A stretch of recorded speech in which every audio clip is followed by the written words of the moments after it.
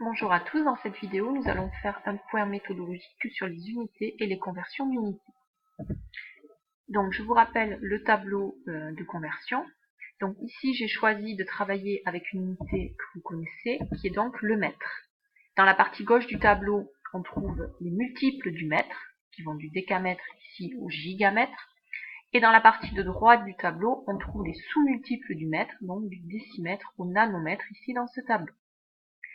Donc ce tableau est utile pour convertir les unités, telles que le mètre, mais fonctionne aussi pour le litre, la mole, le gramme, toutes les unités qui peuvent exister.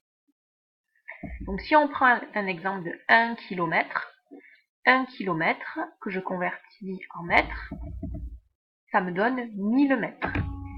1000 mètres que je peux écrire 10 puissance 3 ici. Voilà, donc 1 km, c'est 10 puissance 3 mètres. Il va falloir essayer de prendre l'habitude de travailler avec les puissances de 10 en première, et non plus avec les valeurs décimales dans le tableau. Alors, quelques exemples, donc je rappelle le tableau, mais il faudra bien sûr le connaître par cœur. Quelques exemples de conversion d'unités. Par exemple, convertir 45 cm en mètres.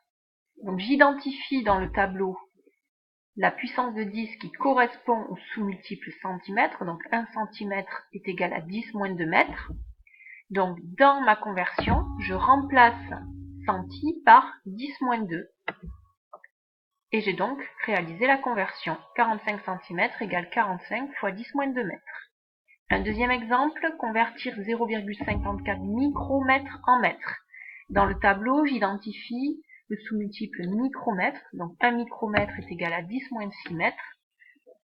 Je vais donc remplacer le symbole micro par 10 puissance moins 6 et j'ai ainsi réalisé la conversion. D'autres exemples lorsqu'on veut convertir des multiples sous-multiples, non pas dans l'unité de base, mais en un autre multiple ou sous-multiple. Par exemple, si je veux convertir 45 cm en décimètres, donc j'identifie dans le tableau la puissance de 10 qui correspond au centimètre, 10 moins 2, et la puissance de 10 qui correspond au décimètre. Et voilà une technique pour convertir facilement les centimètres en décimètres. Je vais remplacer le symbole centi par 10 puissance moins 2, qui est la correspondance d'un centimètre en mètres, auquel je vais soustraire la puissance correspondant au décimètre dans lequel je veux faire la conversion.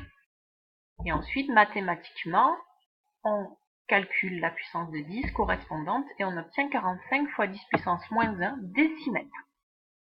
Deuxième exemple, convertir 0,54 micromètres en nanomètres. Donc j'identifie de la même façon dans le tableau la correspondance 1 micromètre c'est 10 moins 6 mètres et 1 nanomètre c'est 10 puissance moins 9 mètres. Donc de la même façon, je vais remplacer le symbole micromètre ici de mon expression de base par moins 6, la puissance de 10 qui correspond au micromètre, à laquelle je vais soustraire la puissance moins 9 qui correspond au nanomètre. Puis je réalise le calcul de la puissance de 10 correspondante et on trouve 0,54 fois 10 puissance 3 nanomètres. Voilà pour la conversion. Donc ce tableau de conversion, il faut bien sûr le connaître par cœur en connaissant les symboles des multiples et des sous-multiples et les puissances de 10 associées.